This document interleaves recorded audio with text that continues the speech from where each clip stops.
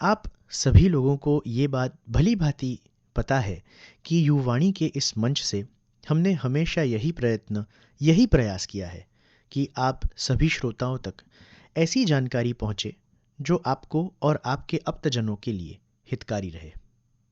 दोस्तों, हाल ही में हमें एक बहुत ही बेहतरीन अवसर मिला और हमारे साथ जुड़ी फिजियोथेरेपिस्ट डॉक्टर धारिणी मेहता।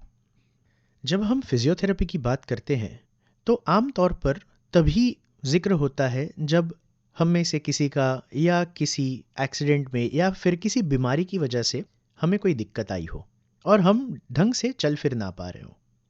लेकिन फिजियोथेरेपी की जब बात करते हैं तो शायद आपको ये जानकर बहुत ही अचरज होगा कि फिजियोथेरेपी में भी कई सारी अलग अलग शाखाएं हैं, कई सारी ब्रांचेस हैं। तो आइए दोस्तों, मिलते हैं डॉक्टर धारिणी मेहता से और जानते हैं फिजियोथेरेपी की ऐसी ही एक ब्रांच कार्डियोपल्मोनरी फिजियोथेरेपी के बारे में। दोस्तों, आज हमारे साथ जुड़ रही हैं कार्डियोपल्मोनरी फिजियोथेरेपिस्ट धारिणी मेहता। आइए धारिणी से मिलते हैं और बात करते हैं फिजियोथेरेपी की इस ब्रांच के बारे में, जानते हैं इसमें क्या क्या नई चीज़ें हैं, पेशेंट की ट्रीटमेंट किस तरह से की जाती है। Dharini, welcome to the show. Thank you so much sir. Dharini, सबसे पहले तो हम यही जानना चाहेंगे कि फिजियोथेरेपी के आगे ये जो दो शब्द लगे, कार्डियो और पल्मोनरी, इसका मतलब क्या होता है? तो जैसे कि बहुत से लोग जानते हैं फिजियोथेरेपी फील्ड के बारे में, तो अगर आपने सुना होगा तो अगर पेशेंट्स को हाथ दुख रहे, पेट दुख रहा है या बैक पेन हो रहा है, नी पेन हो रहा है, तो हम नॉर्मली फिजियोथेरेपी के लिए रिफ़र करते हैं। पर एक ऐसी स्पेशलाइज्ड फील्ड है जिसमें हम कार्डियक और पल्मरी, जैसे कि नाम बताया कार्डियो पल्मरी फिजियोथेरेपी, तो इसमें हम जो हार्ट के पेशेंट्स होते हैं एंड चेस्ट यानी लंग्स के पेशेंट होते हैं, तो उनको हम ट्रीट करते हैं। उनकी जो कंडीशंस होती है उस वे में हमको टेक्निक्स देते हैं जिससे वो हील होता है। धारिणी, अगर आप कहते हैं कि कार्डियो पल्मोनरी ये एक स्पेशलाइजेशन है फिजियोथेरेपी में, मुझे लगता है कि लोगों को फिजियोथेरेपी तभी समझ में आती है जब शायद किसी की हड्डी टूट जाए। तो आपके स्टडी में फिजियोथेरेपी की कितनी टाइप्स हैं जिनकी आप हमें जानकारी दे पाएंगी? हाँ जी, जैसे आपने बहुत सही कहा कि मोस्टली हमारी जैसे हड्डी टूट जाती है, कुछ ऐसा हो जाता है, तभी फिजियोथेरेपी के बारे में हमने सुना होता है। पर फिजियोथेरेपी में ऐसी बहुत सारी फील्ड्स हैं जिनके बारे में most of the population aware नहीं है। जैसे मोस्ट कॉमन है ऑर्थोपेडिक या मस्कुलोस्केलेटल फिजियोथेरेपी, जिसमें हम जो मस्कुलर पेन्स हो गए या स्केलेटल डिसऑर्डर्स हो गए उसको ट्रीट करते हैं। उसके अलावा होती है कार्डियोपल्मरी, जो हम बात कर रहे हैं, उसमें हम हार्ट एंड लंग्स के कंडीशंस होते हैं उनको ट्रीट करते हैं। इसके अलावा होती है न्यूरोलॉजिकल फिजियोथेरेपी, जैसे कि स्ट्रोक हम लकवा कहते हैं, या पार्किंसंस, या आपको कोई और नर्व्स की प्रॉब्लम है, शियाटिका है, तो उस वे में भी हम जो नर्व्स को ट्रीट करते हैं वो न्यूरोलॉजिकल फिजियोथेरेपी में आती है। इसके अलावा भी पीडियाट्रिक फिजियोथेरेपी, सो छोटे बच्चों में जो भी प्रॉब्लम होती है, सेरेब्रल पाल्सी, मेंटल रिटार्डेशन, तो उन सब केसेस में भी हम न्यूरोलॉजिकल फिजियोथेरेपी देते हैं। सो ये सबसे मेन है। इसके अलावा स्पोर्ट्स फिजियोथेरेपी होती है जो आजकल बहुत पॉपुलर है। हम जितने भी स्पोर्ट्स होते हैं तो उसमें हम देखते हैं कि स्पोर्ट्स फिजियोथेरेपिस्ट होते हैं जो ऑन ग्राउंड प्रेजेंट होते हैं एंड उस वक्त इमीडिएट वो जो प्रोटोकॉल दे सकते हैं जिस वजह से जो स्पोर्ट्स पर्सन है वो वापस अपना स्पोर्ट कंटिन्यू कर सकता है। उसके अलावा पोस्ट सर्जिकल, तो जैसे कि हम जानते हैं कि सर्जरी के बाद बहुत कॉम्प्लिकेशंस होते हैं, बिकॉज अगर आप जानते होगे कि एनेस्थीसिया दिया जाता है सर्जरी के पहले, तो सर्जरी की वजह से आपके बहुत से कॉम्प्लिकेशन हो सकते हैं, कोलैप्सेस हो सकते हैं लंग में, तो उसके लिए एक अलग ब्रांच होती है। इसके अलावा रिहैबिलिटेशन ब्रांच होती है जिसमें आप अगर कोई पेशेंट है जिसका हाथ या पैर ट्रैफिक एक्सीडेंट में आ गया है, एम्पुटेशन हो गया है, तो वो नॉर्मल सोसाइटी में नहीं रह सकता है, तो रिहैबिलिटेशन करके फील्ड होती है फिजियोथेरेपी में जिसमें हम पेशेंट को ट्रीट करते हैं उस वे में कि वो वापस back to the society, back to normal routine आ सके। तो that is all about rehabilitation से कुछ फील्ड्स है, इसके अलावा भी बहुत ज़्यादा है पर ये सबसे मेन है एंड इसके लिए अभी बहुत स्कोप आगे बढ़ रहा है। बहुत बहुत धन्यवाद इतनी सारी जानकारी हमारे श्रोताओं तक पहुंचाने के लिए। आई एम श्योर हमारे कुछ श्रोता ऐसे भी होंगे कि जो फिजियोथेरेपी में या फिर बायोलॉजी की किसी और ब्रांच में आगे बढ़ना चाहते होंगे, वो स्टूडेंट्स ही रहेंगे खास तौर पर। तो अगर हमारे स्टूडेंट्स फिजियोथेरेपी की तरफ अगर अपना करियर बनाना चाहते हैं तो कौन सा रास्ता उन्हें लेना होता है, किस तरह से तैयारी करनी होती है, इसके बारे में आप थोड़ा सा हमें बताएं। जी बिल्कुल, आज के यूथ जो भी फिजियोथेरेपी में जाना चाहते हैं तो सबसे पहले एलिजिबिलिटी है कि उन्होंने बायोलॉजी यानी साइंस में biology PCB as an major stream लिया हो, सो बायोलॉजी अगर आप पास हो गए तो उसमें बेसिकली 50 यानी 50 या 50 से ऊपर, and based on the university and colleges वहाँ का एंट्रेंस किस बेसिस पे है, सो आपको जस्ट मेजर एलिजिबिलिटी है कि आपका बायोलॉजी पास होना चाहिए। बाकी स्टेट वाइज अलग अलग एंट्रेंस एग्जाम्स होता है, सो किसी स्टेट्स में अलॉन्ग विद दी 12th आपको एंट्रेंस एग्जाम्स होता है। उसके अलावा आप जस्ट 12th पास हो विद बायोलॉजी तो आप एलिजिबल हो फिजियोथेरेपी में। ओके। और अब मेन स्ट्रीम जो एमबीबीएस की डिग्री है उसमें और फिजियोथेरेपी की जो डिग्री है उसमें क्या क्या अंतर है, सिमिलैरिटीज़ भी क्या है, ये भी अगर आप बता देंगी तो बहुत अच्छा रहेगा। जी बिल्कुल। सो बेसिकली जो दोनों डिग्रीज है ये बायोलॉजी के बाद ही आप इसके लिए एलिजिबल होते हो, एंड एमबीबीएस के लिए आपको नेट देनी पड़ती है, नेट यूजी। फिजियोथेरेपी के लिए करंटली अभी कोई एज सच नेशनल लेवल की कोई अभी एग्जाम होती नहीं है। Okay, and MBBS medical stream है जबकि physiotherapist paramedical stream. And MBBS होता है 5.5 years का, जबकि फिजियोथेरेपी होती है 4.5 years की, जिसमें एमबीबीएस में 1 year की इंटर्नशिप होती है जबकि फिजियोथेरेपी में 6 months की होती है। एंड इसमें सिमिलरिटी की बात हुई तो बहुत से ऐसे सब्जेक्ट्स हैं जो एमबीबीएस एंड फिजियोथेरेपी में कॉमन होते हैं, जैसे कि anatomy, physiology, biochemistry, pharmacology, patho, micro. तो ये बहुत से सब्जेक्ट्स हैं जो दोनों में सेम होते हैं। हाउएवर डीपली एमबीबीएस में ज़्यादा होता है, फिजियोथेरेपी में थोड़ा सा सुपरफिशियल होता है कंपेयर टू एमबीबीएस।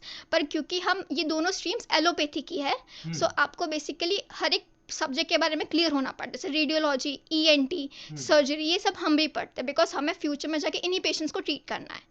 तो उस बेसिस में बहुत कॉमन है। पर जैसे एमबीबीएस में आपको मेडिसिन एंड उस वे में ज़्यादा डीपली पढ़ाया जाता है, जबकि फिजियोथेरेपी में आपको एक्सरसाइज रिलेटेड इलेक्ट्रोथेरेपी मशीन्स होती है, उसमें ज़्यादा डिटेल में पढ़ाया जाता है। बहुत बढ़िया और बहुत बहुत शुक्रिया। अब आते हैं वापस कार्डियोपल्मोनरी के विषय पर। तो जैसे कि आपने बताया कि हार्ट और लंग्स की एक्सरसाइजेस से ये डील करता है, तो अब मैं जानना चाहूँगा कि किस तरह के पेशेंट्स होते हैं जिनको कार्डियोपल्मोनरी फिजियोथेरेपिस्ट की ज़रूरत पड़ती है। क्या क्या ऐसी बीमारियां या ऐसे प्रॉब्लम्स होते हैं कि जिनमें फिजियोथेरेपिस्ट का कंसल्ट करना ऐसे लोगों के लिए बहुत ही आवश्यक और हितकारी रहता है। जी बिल्कुल। तो उससे पहले मैं आपको जस्ट ये चीज़ बताना चाहूँगी कि जैसे कार्डियो एंड पल्मोनरी यानी हार्ट एंड लंग्स के केसेस, तो अगर हम देखने जाए तो जो चेस्ट के यानी लंग्स के जो कंडीशंस होते हैं वो मोस्टली हम लोअर इकोनॉमिक क्लास में ज़्यादा देखते हैं, बिकॉज चेस्ट कंडीशंस होगी तो उसके लिए पॉल्यूशन बहुत मेन फैक्टर होता है, जो लोअर इकोनॉमिक क्लास के होते हैं उनमें ज़्यादा प्रोडोमिनेंट होता है। एंड जबकि हार्ट की बात हुई तो वो ओबेसिटी, लाइफस्टाइल, सेडेंट्री लाइफस्टाइल की वजह से ज़्यादा होता है, तो हम हार्ट कंडीशन ज़्यादातर हायर इकोनॉमिक क्लास में देखते हैं। तो इसलिए ये दोनों इकोनॉमिक क्लास में हमें देखना पड़ता है कि कौन सी क्लास में ज़्यादा प्रोडोमिनेंट है। तो अब बात हुई कि इसमें हम क्या एक्सरसाइजेस करवाएंगे या किस वे में होती है। सो जो लंग्स की कंडीशन है, जैसे आप जानते हैं दमा, अस्थमा, उसमें भी फिजियोथेरेपी टेक्निक्स होती है, बिकॉज अस्थमा में बेसिकली क्या है, हमारी जो सांस की नली होती है वो कोई भी रीजन की वजह से एकदम से कोलैप्स यानी बंद हो जाती है, उससे कैसे हमें ओपन रखना है उसकी टेक्निक्स होती है। इसके अलावा सीओपीडीज हो गए यानी चेस्ट की कंडीशंस हो गई, जिसमें कफ, हम आम भाषा में बोलते हैं कफ बहुत ज़्यादा फेफड़ों में भरा गया है, तो हमारी फिजियोथेरेपी टेक्निक्स कुछ इस तरीके से होती है कि उस कफ को किस वे में निकालना है। एक तो हमारे पास डिवाइसेस होती है, उसके अलावा पेशेंट को हम होम एक्सरसाइज सिखा सकते हैं किस वे में वो घर में अपने आप निकाल सकते हैं। इसके अलावा बहुत सी ऐसी फेफड़ों की बीमारी होती है जिसमें हम कहते हैं कि फेफड़ों में पानी भरा गया, दैट इज प्लूरल इफ्यूजन। तो उसमें कैसे आपको अपने लंग्स को एक्सपांड करना है, तो उस वे की एक्सरसाइजेस होती है। तो बेसिकली हम लंग्स की कंडीशन में ये सब सिखाते हैं। इसके अलावा जैसे हमने सुना होगा, हमें अगर अपने हाथ पैर में मसल्स बनाने, बाइसेप्स बनाने तो हम उसको स्ट्रेंथन करते हैं, राइट। तो उसी वे में जैसे हमें चेस्ट है, अब लंग्स के आजू बाजू बहुत मसल्स होते हैं, अब उनको कैसे स्ट्रॉन्ग करेंगे, बिकॉज अगर वो मसल्स स्ट्रॉन्ग नहीं होगे तो वापस आपको चेस्ट कंडीशन वापस हो जाएगी। तो उसके लिए हमारी होती है रेस्पिरेटरी मसल ट्रेनिंग। तो हम अलग वे में इन रेस्पिरेटरी मसल्स को स्ट्रॉन्ग करते हैं कि आगे जाके वापस वो डिजीज रिलैप्स ना हो जाए। तो कुछ टेक्निक्स होती है जो हम चेस्ट कंडीशंस में लेते हैं। इसके अलावा हार्ट कंडीशंस, तो जैसे अगर आपको कोई हार्ट डिजीज है या आप पोस्ट ऑपरेट है, सपोज आपके मायोकार्डियल इन्फेक्शन, हार्ट अटैक आया था, तो पोस्ट सर्जरी आपके बहुत चांसेस होते हैं लंग कोलैप्स होने के। तो उसके लिए हम प्रिलिमिनरी जो एक्सपांशन टेक्निक्स होती है वो सिखाते हैं, एंड हमें हार्ट को स्ट्रॉन्ग कराना है। तो इसके लिए हमारे कुछ प्रोटोकॉल्स होते हैं कि आपकी एरोबिक एक्सरसाइजेस वो बहुत इंपॉर्टेंट है। तो उसके लिए हमारा सबसे बेसिक होता है fit principle, that is FITT। तो इसमें क्या होता है, F is frequency.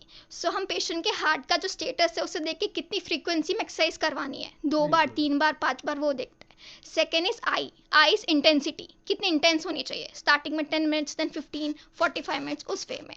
Third is T यानी टाइम, कितने टाइम तक आपको करनी है, 10 दिन, 15 दिन, 1 महीना, 2 महीना। And fourth T is type. अब कुछ पेशेंट्स को हम बोलेंगे कि आप वॉकिंग ज़्यादा करो, कुछ को बोलेंगे आप ट्रेडमिल करो, कुछ को बोलेंगे कि आप स्टेशनरी साइकिलिंग करो, तो वो टाइप होता है। तो हर एक हार्ट के पेशेंट्स होते हैं, उनका क्या कंडीशन है, क्या दूसरे पैरामीटर्स है, उस बेसिस पे हम प्रोटोकॉल ये फिक्स करते हैं। तो ये कुछ हुई चेस्ट की यानी लंग्स एंड हार्ट की। अब इसके अलावा एक और फील्ड आती है कार्डियोपल्मोनरी फिजियोथेरेपी में ही, that is peripheral vascular disease. Vascular यानी आर्टरीज और वेन्स की। सो अगर हमें आर्टरीज और वेन के सबसे कॉमन हो गया दैट इज वेरिकोज वेन, जो हर किसी में बहुत कॉमन होता है, जो बहुत प्रोलॉन्ग स्टैंडिंग करता है। जैसे हम हमारे ट्रैफिक पुलिस में देखेंगे बहुत ज़्यादा स्टैंडिंग करनी पड़ती है, उसमें बहुत प्रोडोमिनेंट होता है, या बहुत हाउसवाइफ्स होती है। तो वेरिकोज वेन। उसके अलावा जो आर्टरियस होती है, वास्कुलाइटिस, तो इन सब जो वास्कुलर जो कंडीशंस होती है, तो उसमें भी फिजियोथेरेपी बहुत काम आती है। मुझे लगता है इन वास्कुलर कंडीशंस में से एक बाईपास के हमारे जो ऑपरेशंस होते हैं वो भी उन्हीं का एक हिस्सा रहते हैं। बिल्कुल, यानी हार्ट कंडीशन और वास्कुलर कंडीशन दोनों एक दूसरे के, हाँ वही है। तो उस वे में भी कार्डियोपल्मोनरी फिजियोथेरेपी बहुत हेल्पफुल होती है। लेकिन कुछ पेशेंट्स ऐसे होते हैं कि जिन्हें शायद इस हद तक उनकी बॉडी ने साथ उनका छोड़ा होता है कि कभी उन्हें हम वेंटिलेटर्स पर भी रखते हैं। तो इसमें से अगर कोई पेशेंट गुजर रहा है तो उसमें अगर इस तरह के प्रॉब्लम्स डेवलप हों तो उसमें क्या फिजियोथेरेपी हेल्प करती है? जी बिल्कुल। सपोज कोई पेशेंट आईसीयू में है एंड वो मैकेनिकल वेंटिलेशन पे है, तो हम सबसे पहले आईसीयू में पेशेंट का देखते हैं उसका हॉस्पिटल स्टे कितना है। रिसर्च पेपर्स कहते हैं पेशेंट का जितना हॉस्पिटल स्टे कम होता है उतनी उसकी रिकवरी एंड लाइफ स्पैन उतनी बेटर होती है। सो चेस्ट फिजियोथेरेपी बहुत क्रूशियल रोल प्ले करती है हॉस्पिटल स्टे में। सो बेसिकली रिसर्च पेपर ये कहते हैं कि अगर एक पेशेंट मैकेनिकल वेंटिलेटर पे एक दिन भी रहता है तो उसका डायफ्राम मेन मसल है फॉर रेस्पिरेशन, फॉर इनहेलेशन। हमारी जितनी भी ब्रीदिंग कैपेसिटी वो हमारे डायफ्राम मसल पे डिपेंडेंट है। डायफ्राम एक मसल है जो हमारे लंग्स एंड स्टमक के बीच में होता है। तो एक दिन भी अगर हम मैकेनिकल वेंटिलेशन पे रहते हैं तो डायफ्राम की 5% स्ट्रेंथ रिड्यूस हो जाती है।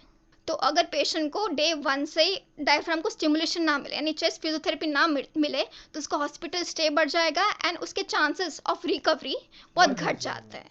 ऑल्दो मैकेनिकल वेंटिलेशन में जब पेशेंट होता है तो एक होलिस्टिक अप्रोच होता है, यानी बाकी मेडिकल स्पेशलिटीज़ भी होती है, पर इसमें चेस्ट फिजियोथेरेपी की इसलिए इंपॉर्टेंस है बिकॉज बाकी स्पेशलिटीज़ मेडिसिन देगी आपको, दूसरे जो मोड्स हो गए वेंटिलेटर के वो चेंज हो गए, पर पेशेंट की पोजीशनिंग, पेशेंट का अगर बहुत ज़्यादा स्प्यूटम सिक्रीशन लंग्स में जमा हो रहा है तो उसको निकालना, एंड उसके डायफ्राम को, अगर पेशेंट अनकॉन्शियस है राइट तो वो हिलेगा डुलेगा नहीं, तो उसकी लिम्ब फिजियोथेरेपी करवाना, अलॉन्ग विद दैट आपको डायफ्राम का खुद एक्टिवेशन करवाना बिकॉज पेशेंट अभी नहीं कर सकता है, तो वो बहुत इंपॉर्टेंट रोल प्ले कर देता है कि वीनिंग ऑफ में। सो वीनिंग ऑफ बेसिकली जैसे हमने सुना होगा आम भाषा में किसी को कि फलाना पेशेंट अभी 100% वेंटिलेटर पे है, यानी वो खुद कुछ नहीं कर पाना, पूरा वेंटिलेटर पे है, तो हमें जब वो पेशेंट को वीन ऑफ करना है, वीन ऑफ यानी अब 0% डिपेंडेंट है, वो अपने आप ब्रीदिंग कर पा रहा है, तो वो जो पूरी जर्नी होती है उसको हम वीनिंग कहते हैं। तो उस वीनिंग में फिजियोथेरेपी बहुत इंपॉर्टेंट रोल प्ले करती है कि धीरे धीरे आपको कैसे पेशेंट को वेंटिलेटर से इंडिपेंडेंट बनाना है। तो धरिणी जी, आप यहाँ पर आए, हमारे साथ जुड़ी, आपने इतनी सारी हमें जानकारी दी। मुझे लगता है हमारे श्रोताओं को बहुत अच्छा ज्ञान का स्रोत एक मिला, और इतनी सारी जानकारी हमें देने के लिए बहुत बहुत शुक्रिया। यहाँ पे आकर शो में आने के लिए आपका बहुत बहुत धन्यवाद। जी मेरी तरफ से भी बहुत बहुत शुक्रिया मुझे बुलाने के लिए, मुझे बहुत अच्छा लगा, और एज एन अपॉर्चुनिटी कि मैं थोड़ी अवेयरनेस फैला सकूं कार्डियोपल्मोनरी फिजियोथेरेपी फील्ड के बारे में, जिसके लिए बहुत से लोग इसको नहीं जानते, एंड इसके थ्रू कुछ भी जान पाए, अगर एक किसी पर्सन को भी इसके थ्रू हेल्प हो पाए तो बहुत बड़ी बात होगी मेरे लिए। Thank you. धन्यवाद। दोस्तों, मुझे नहीं लगता कि हमें ये जो पिछले कुछ 10-12 मिनटों में जो जानकारी मिली है वैसी स्पष्ट, संक्षिप्त और यथातथ्य जानकारी किसी भी और माध्यम से मिल पाए। दोस्तों, आज जब सेहत की बात कर रहे हैं तो एक और दिलचस्प मामले की बात कर लेते हैं। वो ये कि आम जनता की मेडिकल नॉलेज की अमृत धारा, जी हाँ, गूगल बाबा और इंटरनेट। मज़े की बात यह है दोस्तों कि हम सभी ने कभी ना कभी गूगल की मदद लेकर खुद ही डॉक्टर बनने की चेष्टा की ही है। वो तो शुक्र है भगवान का कि हर एक ऐसे सर्च पर गूगल ये मैसेज ज़रूर दिखाता है कि कुछ भी करने से पहले किसी डॉक्टर की सलाह ज़रूर लीजिए। दोस्तों, आज इस विषय पर चर्चा करने के मेरे पास 2 खास कारण हैं। सबसे पहला तो यही कि आप सभी प्यारे श्रोताओं की हमें हमेशा चिंता रहती है। दूसरा ये कि कई बार गलत जानकारी अज्ञानता से ज़्यादा नुकसान करती है। वो अंग्रेज़ी में कहते हैं ना, इग्नोरेंस इज़ ब्लिस, बस वैसे ही कुछ। आप में से कितने ऐसे होंगे जो सिर्फ इसीलिए जिम जाते हैं या वर्कआउट करते हैं क्योंकि आपके दोस्त करते हैं या फिर बॉलीवुड के आपके कोई पसंदीदा कलाकार करते हैं, है ना? इसी तरह दोस्तों, एक्सरसाइज करना या जिम जाना गलत नहीं है। तकलीफ हमें तब होती है जब हम हमारी बॉडी की ही बात नहीं मानते। जैसे हमारी जो शरीर है उसकी जो काबिलियत है वो सिर्फ एक सेट या एक एक्सरसाइज करने की है, पर हम 3-4 कर देते हैं सिर्फ इसलिए क्योंकि हमारे दोस्त ने हमारा शायद मजाक उड़ाया, है ना? या यूट्यूब पर किसी इन्फ्लुएंसर ने कह दिया कि ये 15-20 दिन कर लो, इतने में बॉडी बननी शुरू हो जाएगी। आप सभी से मेरा सिर्फ एक अनुरोध है, कुछ भी करिए, बस एक बार, सिर्फ एक बार किसी ऐसी व्यक्ति की सलाह लीजिए जो आपको अच्छा मार्गदर्शन दे पाए और ठीक तौर पर आपकी मदद करे, ताकि आप खुद को किसी प्रकार की हानि ना करें। आशा है कि आप सभी को आज का ये कार्यक्रम पसंद आया होगा। अगली बार फिर मिलेंगे, तब तक के लिए दीजिए अपने दोस्त कृष्णा को इजाज़त।